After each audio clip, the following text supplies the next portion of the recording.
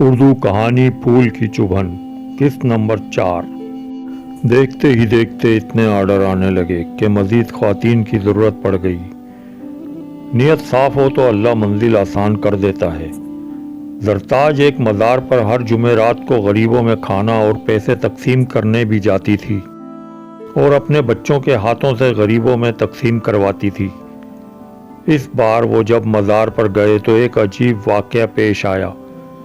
وہ تمام غریبوں میں کھانا اور پیسے دے رہے تھے۔ اتنے میں عمار کی نظر پڑی۔ کچھ فاصلے پر ایک ملنگ سر جھکائے ہوئے ریت اپنے بالوں میں ڈال رہا ہے اور اپنے منہ پر تھپڑ بھی مار رہا ہے۔ عمار اس کے قریب گیا اور کھانا دیتے ہوئے کہا، بابا یہ لے لیں۔ پر وہ تو اپنی دھن میں مگن تھا۔ بار بار آواز دی پر اس نے سر اوپر نہ کیا۔ اتنے میں زرتاج اور کشمالہ بھی اس کے پاس آ گئیں۔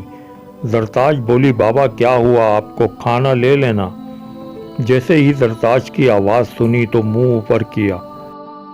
سفید بال، بڑی ہوئی داڑھی، مونچھیں مٹی میں اٹی ہوئی، چہرے پر وحشت۔ زرتاج نے غور سے دیکھا اور حیرانی کے عالم میں بڑبڑائی، دلاور تم؟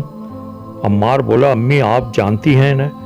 ہاں بیٹا، یہ بدقسمت ظالم شخص میرا پہلا شوہر اور کشمالہ کا باپ ہے جو اللہ کی پکڑ میں آ گیا ہے۔ کشمالہ حیرت سے کبھی اپنی ماں کو کبھی ملنگ کو دیکھے جا رہی تھی۔ زرتاج اچانک دلاور سے پوچھنے لگی، دلاور میرا پھول خان کہاں ہے؟ کہاں ہے میرا بیٹا؟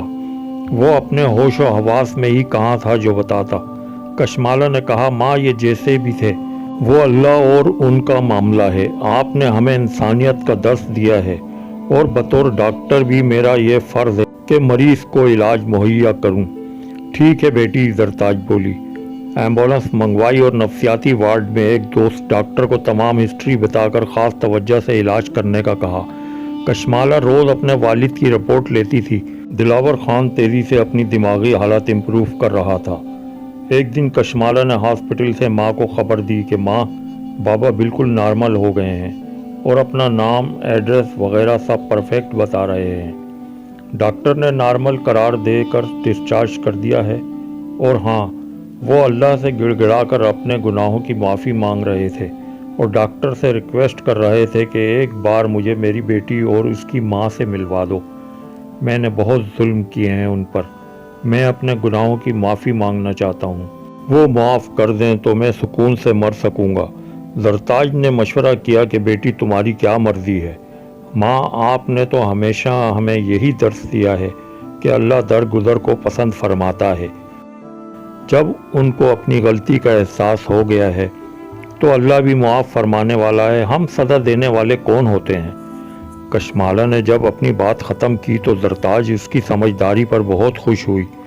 دوسرے دن عمار کے ساتھ سب حویلی پہنچے تو دلاور خان زرتاج کے پیروں میں گر کر معافی مانگنے لگا۔ زرتاج پیچھے ہٹ گئی۔ میں نے آپ کو دل سے معاف کر دیا ہے، آپ پاؤں پکڑ کر مجھے گناہگار نہ کریں۔ کشمالہ پر نظر پڑی تو بولا، ڈاکٹر صاحبہ آپ کی بہت مہربانی، آج میں آپ کی وجہ سے ہی معافی مانگنے کے قابل ہوا ہوں، ورنہ تو میں ایڑیاں رگڑ رگڑ کر ہی مر جاتا۔ زرتاج بولی، غور سے دیکھیں، یہ آپ ہی کی بیٹی ہے کشمالہ۔ اور دلاور گلے لگا کر پھوٹ پھوٹ کر رونے لگا۔ میں نے بہت دکھ دیے ہیں تم لوگوں کو۔ آج مجھے احساس ہوا کہ بیٹیاں واقعی اللہ کی رحمت ہوتی ہیں، اور وکیل صاحب کو کال کر کے جلدی آنے کو کہا۔ زرتاج نے بے چینی سے پھول خان کا پوچھا تو دلاور خان پھر رونے لگا اور کہا، وہ اب اس دنیا میں نہیں رہا زرتاج۔ کیا ہوا اسے؟ زرتاج بولی، ایک رات شراب کے نشے میں دودھ ایک طوائف کے ساتھ گھر میں داخل ہوا۔ میں نے اسے یہ سب کچھ کرنے سے منع کیا تو وہ کہنے لگا، پہلے تو کبھی منع نہیں کیا، آج کیا ہوا؟ میرا جائیداد کا حصہ میرے نام کرو، میری مرضی میں جس پر لٹاؤں، جس پر خرچ کروں، تم کون ہو منع کرنے والے؟ پھول خان کسی کو جواب دہ نہیں ہے، اور تم کو اب میں برا کیوں لگنے لگا ہوں؟ یہ سب تمہارا دیا ہوا زہر ہے جو میری رگوں میں توڑ رہا ہے۔ جلدی کرو، مجھے پیسہ دو۔ میں نے کہا، بیٹا ابھی تو نشے میں ہے، صبح بات کر لیں گے۔ اس نے مجھے موٹی سی گالی دی۔ میں نے اسے مارنے کے لیے ہاتھ اٹھایا۔ اس نے میرا ہاتھ پکڑ کر ایک زوردار تھپڑ میرے گال پر مارا۔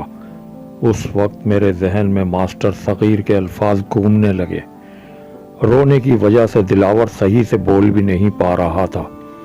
زندگی میں پہلی بار میرے گال پر کسی کا تھپڑ لگا تھا، اور وہ میرے اپنے ہی بیٹے کا تھا۔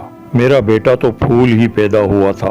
مجھے اس دن پھول کی چبھن کا احساس ہوا کہ اس کے ساتھ کانٹے میں نے ہی لگائے تھے۔ تھپڑ مارتے ہی اس نے مجھ پر پستول تان لیا۔ نکال پیسے ورنہ میں گولی چلا دوں گا۔ طوائف نے جب پستول دیکھی تو وہ بھاگ گئی۔ میں نے سمجھانے کے لیے اسے پکڑنا چاہا تو وہ گتھم گتھا ہو گیا اور گولی چل گئی جو سیدھی اس کے دل پر لگی۔ وہ بول رہا تھا، بابا تم نے مجھے انسان سے حیوان بنایا، ماں کے پیار سے محروم رکھا، میں جو بنا اس میں میرا کیا قصور ہے؟ میرے پاس کوئی جواب نہیں تھا۔ میں نے کہا، آنکھیں کھول کے رکھ بیٹا، تجھے کچھ نہیں ہوگا۔ ملازم بھی آ گئے، گاڑی کی طرف بھاگ رہا تھا کہ میری گود میں ہی دم توڑ گیا۔ اس کے بعد مجھے کچھ پتا نہیں میں کہاں ہوں۔ زرتاج ہچکیوں سے رو رہی تھی۔ اتنے میں وکیل صاحب آ گئے۔ دلاور روتے ہوئے بولا، وکیل صاحب وصیت بنائیں، یہ حویلی آج سے میری بیٹی کشمالہ کے نام ہے اور تمام بینک بیلنس اور دیگر اثاثے زرتاج کے نام لکھو۔ دونوں بولی، ہمیں کچھ نہیں چاہیے، اللہ کا دیا سب کچھ ہے۔ دلاور بولا، قسم ہے منع نہ کرنا، میں نے بہت دکھ دیے ہیں تم لوگوں کو، بس مجھے معاف کر دو، اور قدموں میں گر گیا۔ زرتاج اور کشمالہ نے کہا، ہم آپ کو معاف کر چکے ہیں، پلیز اٹھ جائیں۔ عمار اور وکیل صاحب نے جب اٹھایا تو دلاور کی روح پرواز کر چکی تھی۔ اللہ کے راستے پر چلنے والوں کے لیے آسانیاں اور زندگی میں سکون ہوتا ہے، اور دین کے خلاف چلنے سے زندگی کا سکون برباد ہو جاتا ہے۔ یہی کچھ ہوا دلاور کے ساتھ بھی۔ کچھ عرصہ گزرنے کے بعد اب اس حویلی کی رونقیں بحال ہو گئیں، کیونکہ وہ سیکنڈری اسکول کا درجہ رکھتی ہے۔ سرفراز صاحب کا مشن اللہ پاک نے کیسے آگے بڑھایا۔ عمار اب فوج میں کیپٹن ہے، اس کی منگنی غضنفر کے دوست کی بیٹی سے ہو گئی ہے، اور ڈاکٹر کشمالہ کی شادی ڈاکٹر فرخ سے ہو گئی ہے، اور ایک پیاری بیٹی بھی ہے۔ زرتاج اپنی نواسی پر جان نچھاور کرتی ہے، اور بہبود سینٹر بھی ترقی کر کے حویلی میں شفٹ ہو گیا ہے، اور اب تو بیرون ملک تک مال ایکسپورٹ ہو رہا ہے۔